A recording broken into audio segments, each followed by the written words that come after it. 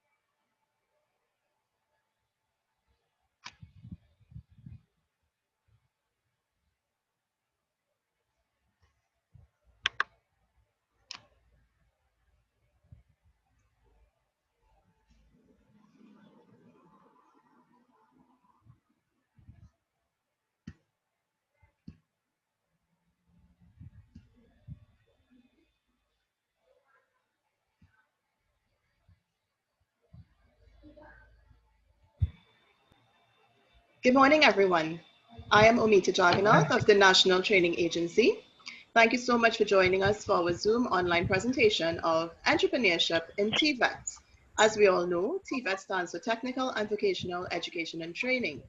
Before I hand you over to your presenter for today, I'd like to ask that you please keep your microphones on mute so that we can all appreciate all of the contributions that our presenter has to do today. Once again, Ms. Giselle Jordan will be joining us. We ask you to please add your questions into our chat, and we will indeed get to them at the end of this session. Um, we're just giving someone a little more, giving some people a little more time to join, but we're very happy to see the healthy turnout we have today. We have about 32 participants on at the moment.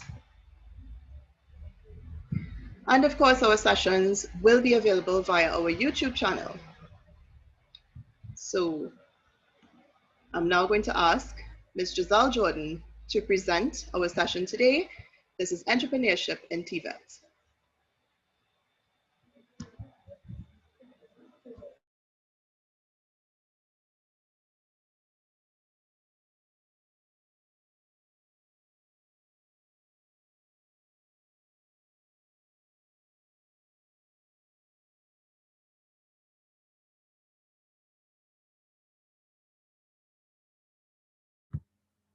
Good morning, everyone. My name is Giselle Jordan, and today I'm going to be taking you through the presentation Entrepreneurship in TVET. So, first thing that we're going to look at is what does entrepreneurship mean? It's the ability to run a business, to make a profit from that business, and it's also about taking risks. So then, who is an entrepreneur? An entrepreneur is an individual who creates this new business. This person is a self-starter and is open-minded to make a profit from that business. An entrepreneur will generate new ideas and set up operations to make money, in other words. So today I'm going to give you an example of an entrepreneur named John. So John decides to create this new business. He's a self-starter and he's open-minded to making money from this business. If you all have any questions or comments, please feel free to put them in the chat and we would respond to them at the end of the presentation. So what is TVET?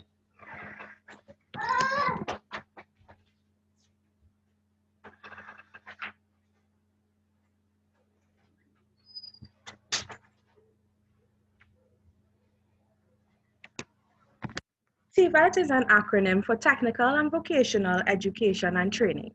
It is also known as the Technical and Vocational Education, or what we simply call TechVoc. And we also refer to it as skills training.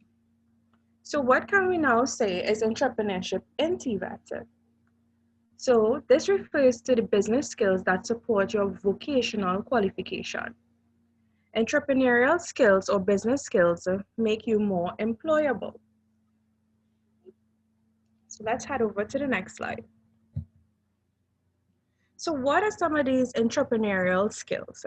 So you would have had your vocational skill, whether it be in welding, electrical engineering, cosmetology, you name it. And now the entrepreneurial skills is the skills that you will require to run your own business. So as an entrepreneur, you have to work closely with your customers, suppliers, employees, and other stakeholders. So some of these skills include communication and listening skills, creative thinking and problem-solving skills, recognizing opportunities and marketing skills, and managerial and financial skills. So we're going to delve into each one individually, and we'll get a couple more examples of each skill and how it's important. So communication and listening skills. Now, listening is the most important part of communicating with your customers. It helps you to better understand your customer needs. And if you misunderstand your customer, you make the mistake of providing the wrong service, and this can end in a dissatisfied customer. Customers can easily become irritated and frustrated when they feel like they're not being listened to. Listening and communicating effectively results in satisfied customers and better business relationships. All right, so I hope everyone understands that point. If you have any questions, feel free to add it in the chat bar. Creative thinking and problem-solving skills is the other set of skills that we must have. So creative thinking is thinking outside the box, thinking of new and innovative ways that we can conduct business. So consider doing something a new way, a new approach to designing a dress or making a cake or tiling a floor. So for example, let's take John again. So John is thinking about creating a business. He's thinking about starting his own business. He decides to go into cake making. So he wants to do something creative. So his approach would be, how can I create a cake that is above what other people are creating? So this is what we call creative thinking. All right, he might create a cake with different layers, different dimensions, and different icing patterns and whatnot. So problem solving is the other point. And problem solving is devising new ways to solve an issue. So let's say, for example, John is baking a cake. He does not have any water to put into this cake mix. A problem-solving skill would be, okay, what other option can I use instead of water? Can I use milk? Can I use something else, another substitute? And this is another way that we can think about problem solving. So it's the ability now to find different solutions for the problem. All right. There's also some examples here, like in mechanics, you will assess the mechanical problem and then solve it by using a new technique that might be cost effective. All right, and another is carpentry, using a new approach to install a retaining wall.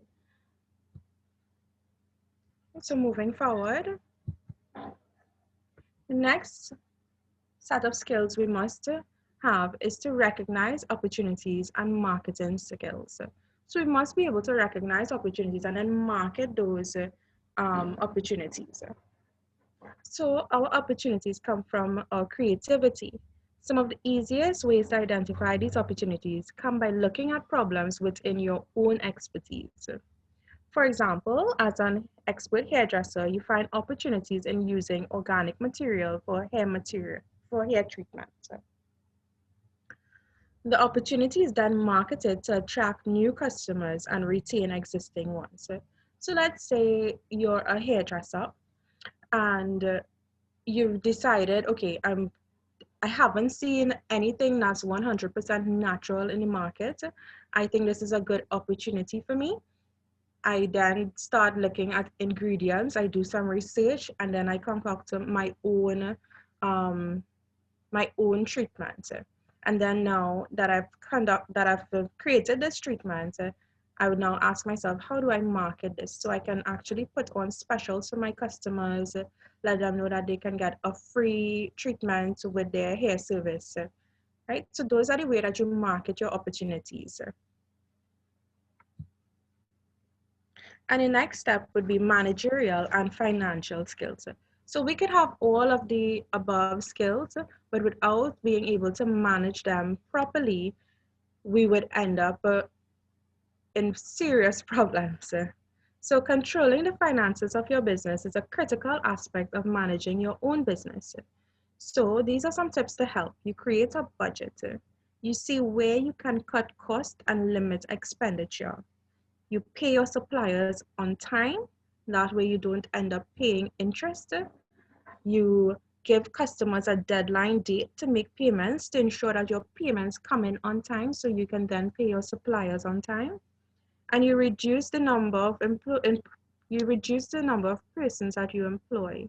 So you see how best you can come up with cost-effective ways to carry out your tasks. As a manager, especially for startup business, you have to set goals and goals that are smart. You have to stay organized and you have to be a leader and not just a manager. And that means that you lead by example. You don't tell people, you do rather than tell people what to do. So you show people how to do it as opposed to telling them how to. So these are the skills that we need, the entrepreneurial skills. Should you have any questions, again, I'm reminding you to please put them in the chat bar and we will answer them at the end of the presentation. So here we have some testimonials. We do have a YouTube channel and that is NTA So you can also check these out. We won't be playing them because of the short time that we have, but feel free to look at them. So we have Sana Amber Ali, and she's a former student at YTEP, and she did her training in commercial food preparation. And then we have Brandon Woods. So these are young entrepreneurs who are telling you about their story, about training, how it is that they got into this field, and what are the benefits they've experienced so far from being part of TVET and entrepreneurship in TVET. Celeste Huggins is actually our winner for World Youth Skills Day competition, which was held last year. And she was able to tell us why she got into TVET, how this boosted her growth as a young entrepreneur. She has also given us information about what are the benefits of being an entrepreneur in TVET in particular.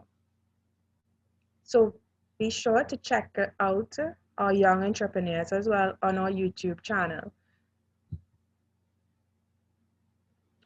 Right, so make sure you can take down the information and TNT on YouTube. So another question that many people ask is now, where should I locate my business?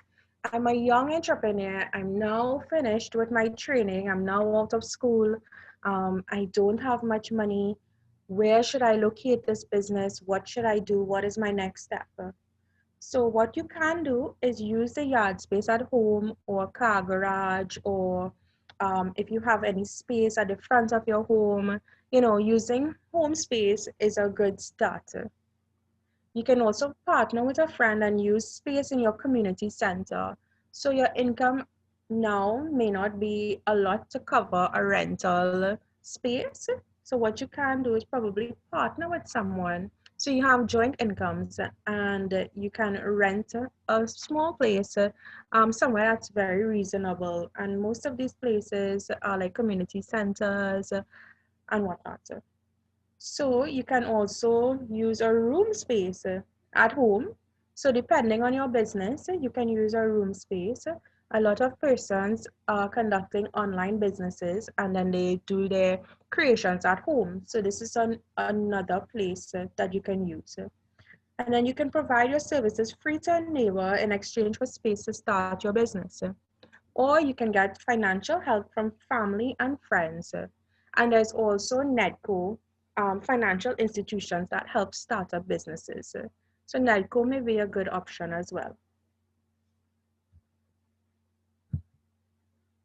So what are the benefits of entrepreneurship? So I have my skill, I'm thinking about owning my own business, about opening my own business rather. And now you're thinking, but if I do this, I invest all this money into this new business, what is really the benefits of entrepreneurship? What is the benefits that's going to come to me? And entrepreneurship is important as it has the ability to improve your standard of living and create wealth, but not only just for you, but for other related businesses. And that means if I become an entrepreneur, it also creates wealth for my business partners because I'm now engaging them in business activities as well, increasing their sales, etc. Entrepreneurs also help drive change with innovation, where new and improved products enable new markets to be developed. So what that means is that, you are a hairdresser, you're thinking about new ways to innovate. And from the time you innovate a new product, you'd realize that someone else in the market comes along and offers similar, if not the same exact thing. So you always have to think about ways of innovating. So that's why we say it's a benefit because it propels you to innovate, to bring out that innovation. So you're always at the head of your market. It also builds new markets. So for example, you would have had store-bought hair treatments, for example. And because nothing is available with natural products, you then decide to devise your own treatment. Then someone else comes along. So there's a new market now for 100% natural hair care products. All right. And entrepreneurship is self-independence and opportunity for self-growth. And I think that explains itself. So let's move on. So 7 characteristics of successful entrepreneurs. Here we see a photo of Bill Gates. And he is one of the most famous entrepreneurs in our era. He's the richest man in the world. He is worth over 79 billion US dollars. And he's held the title of world's wealthiest individuals for 16 of the past 21 years. So what you think makes him successful? And we see here that he's knowledgeable, not just about his product, but the market that he's in as well. So if it is that you're in the market for electrical installation, right? You have to know the products within that market and the market itself. He is self-motivated, which means he gets up in the morning and he is eager and ready to work, right? He's a risk taker. Now, risk takers, they take risks. They don't, focus entirely on what if it doesn't work out. They focus more on what if it works out. They are sociable people, so they know how to interact well with others. They are able to manage finances. They're flexible, meaning that when I call at 7 o'clock in the night and I want something rushed, they're able to say, yes, no problem, I can do it. And they're also passionate about what it is that they do. Moving forward. So how do you think TVET impacts entrepreneurship? Let's have a little discussion. This is to the end of the presentation.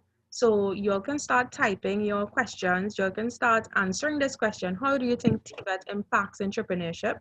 I would love to interact with you. I would love to hear from you now. And I'd just like to thank you for listening and thank you for being part of this presentation today. And just some contact information. We're located at 140 to 142 Merchant Suchan Road, Shugwanas. Our telephone number is 672-7107. You can find a lot of our information on our website, which is ntatt.org. You can also send us an email. And we do have social media presence on Facebook, Twitter, YouTube, Pinterest, Instagram. So feel free to reach out on any one of these. If should you have any other questions or queries or matters that you want us to help you deal with later on, we'd be more than happy to help you. So now I turn it back over to Omita, and she's going to go through the questions and I will answer accordingly. So Omita, thank you very much, and back to you. Thank you very much, Giselle. I don't know about you guys, but I really appreciated all of that insight and all of that information. So who here is now feeling very motivated to either start their business or continue a business that they may have already started? I see that we've had a very, very, very large turnout today. We actually had over 78 participants at max. So what I'll do now is I will look at the questions that came in. All right, so let's go in order here. We have a lot of persons greeting us. Thank you so much. Somebody actually asked us a question related to the NTA and apprenticeships and creating a standard for media production. Giselle, how should we, if somebody would like to have a new standard created, an occupational standard created, what is the best way they should go about making this request to the National Training Agency?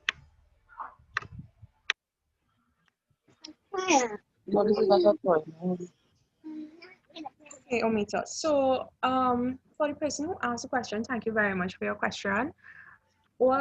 In all queries and requested information, especially where it relates to standards, has to go through our Office of the CEO, and it would then be passed on to our research and planning department. So the process, I'll just take you through the process a little bit. So the research and planning department would now take this request and actually do some research in that particular sector.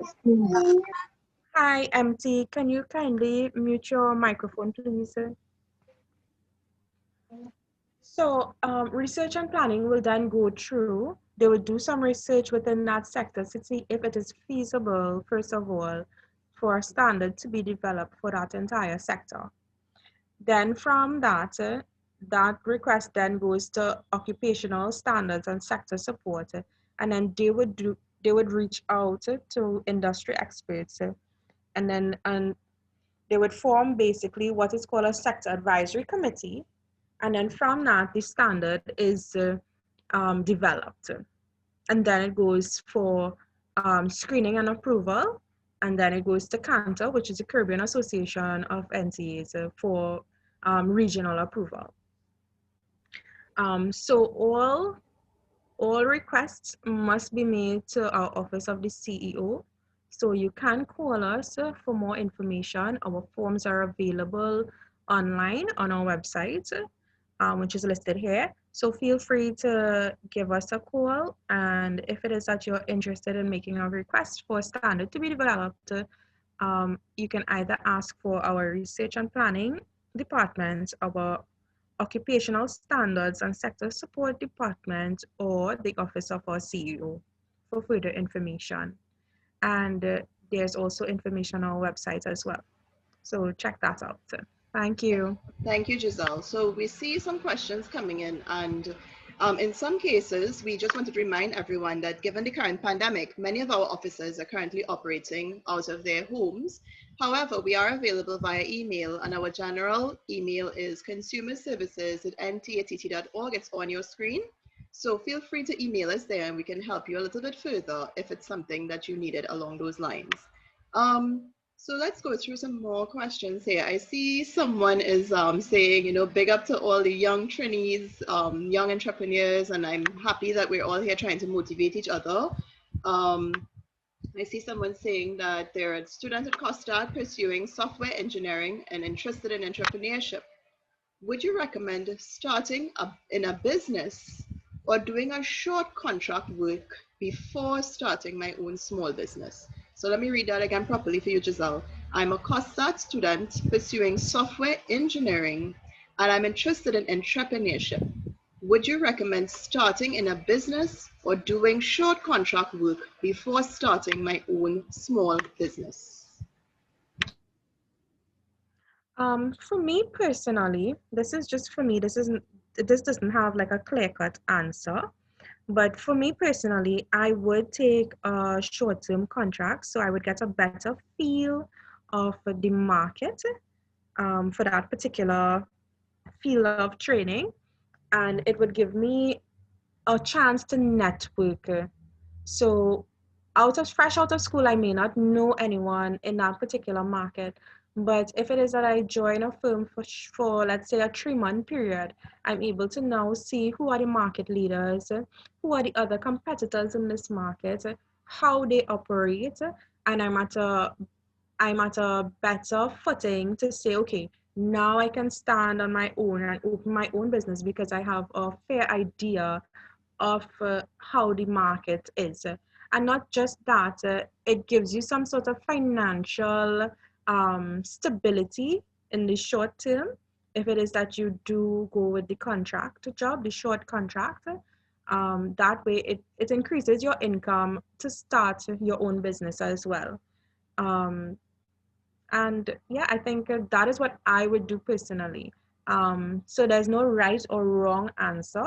It's just that what you would prefer. I would tell you also to ask other people in the market about it, get some more information, do some research, and also pray about it.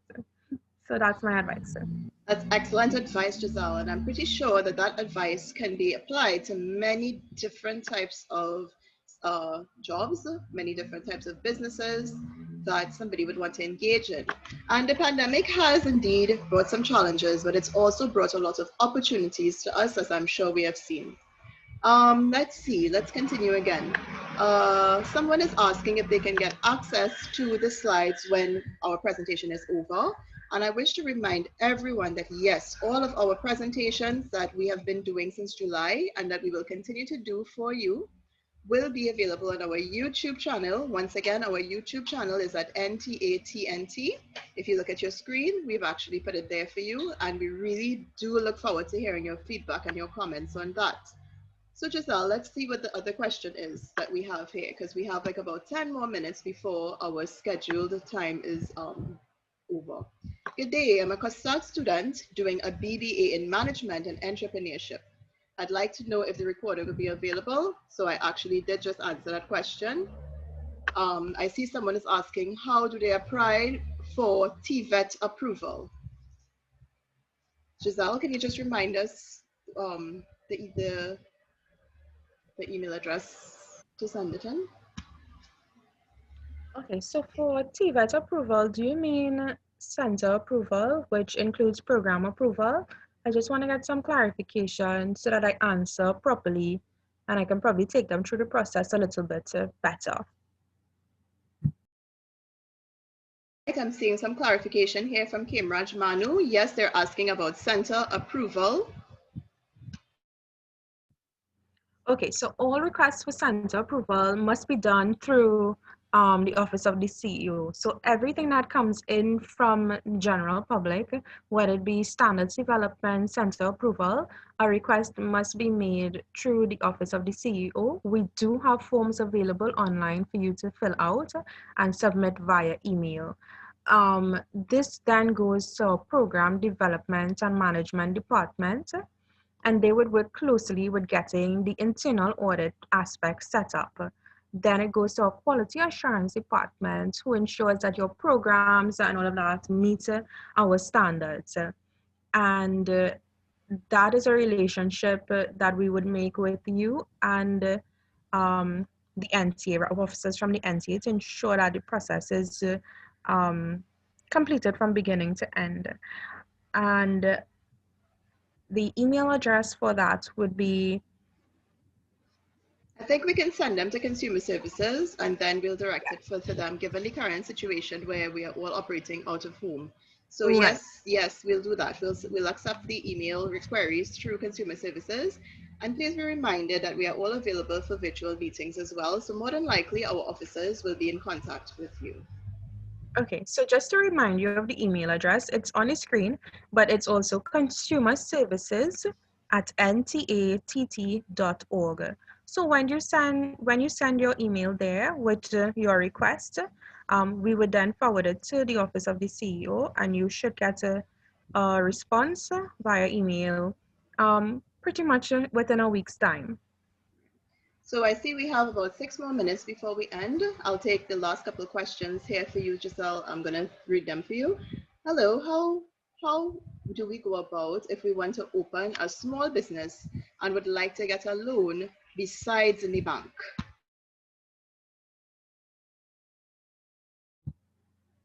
I'm not particularly sure what options are available right now, but I do know that NEDCO is available.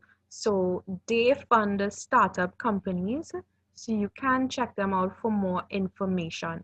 I'm not sure with the financial market right now, who else is offering startup loans. I know the ADB was around at one time. I'm not sure if they're Right. still funding. But if I could just interject here, Giselle, let's be reminded our budget was only read on Monday. So whatever policies would come out and whatever new programs would be coming out now would have to be reliant on whatever was stipulated in that. But NEDCO might be a good place for us to look into for our investigations. Yes. Do you have a response on how one can go about shipping products internationally? Shipping into products nationally. Shipping products internationally. Shipping products internationally, sorry. Um, you would have to you'd have to get in contact with a shipping service or a broker, and they would be able to help you with that. I don't have any more information regarding that. I think I can help here, Giselle. I strongly suspect the Ministry of Trade has been doing some business recently regarding that. Perhaps you can check out their website, Ministry of Trade and Industry, to see if they can assist you on that. Let's see, we probably have time for 2 more questions. How do you claim ownership of your products and brand? That's a copyright question. Yeah. In terms of copyright, you would have to go to the Institute for Trademarks. So there's a particular ministry that has to do trademarks. So, have you any familiarity with this, Giselle? No, I don't. All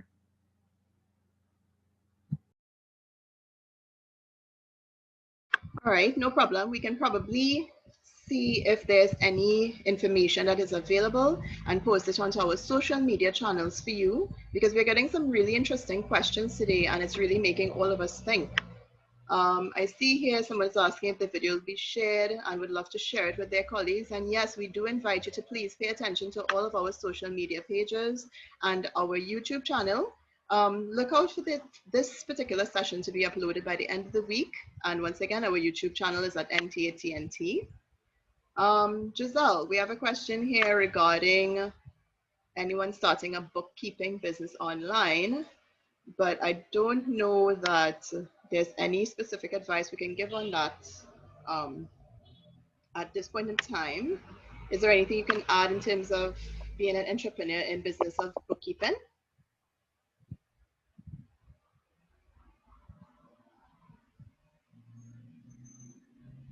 All right, it seems to have gone. What I can, sorry about that. Yeah. What I can say is for any online business, online presence is important. You want to show what your company has been doing without showing too much of it at the same time. So, you just have to be smart about what you share, how you share, and also bookkeeping is people's private information. So you want to be careful with that as well. My advice to you would be online. You want to create online presence. You want to keep active with your postings. You want to maintain that presence online as much as you can. You want people to see your brand and your work essentially. All right, so very quickly, the last couple of questions. I just wanted to correct something I said just now.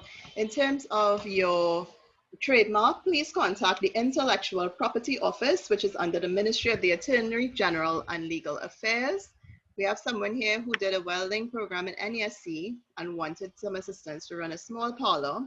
However, you just indicated perhaps NEDCO might be better suited to answer that type of query. Giselle, we have an interesting question here. I'm an IT student of Costat and decided to open an online business, which I have some 8 years experience. Is it necessary to register my business even if it's solely online? And do you provide guidance on this? That's the last question we have today. Okay. So I would take you through something that's a little bit personal of mine. Recently I decided to start a sideline business, and I thought for some months now, should I register this business or should I not? Should I register this business or should I not? And I have a friend at Netco, and he basically advised me that even if it's an online business, you should register it, because that way you're able to do a lot more. You can go to the bank, you can open a bank account. You wouldn't have the issue of banks asking you when you're going to make deposits, where's this money coming from, XYZ. You're able to now say you're employed, you're self-employed, and show that you are when you have a registered business. When you have a registered business, it gives you more power behind your brand. It's not something, because let's say you open a business and the next day someone comes and opens the same business, take your name, take your brand, everything. There's no sort of, although you can take legal action, there's no strong legal action against the person for doing that. So it has a lot of legalities behind it. You don't want someone to just take your brand and your hard work and pass it off as theirs. So it's important, while it may not be the most important thing right now in terms of your startup. I think it's one of the most important things you can do over time for your own business. So that's just my take on it. Well, I think that's all the time we have today, but Giselle, we've given everyone a lot of food for thought. And I see that we actually have maintained at least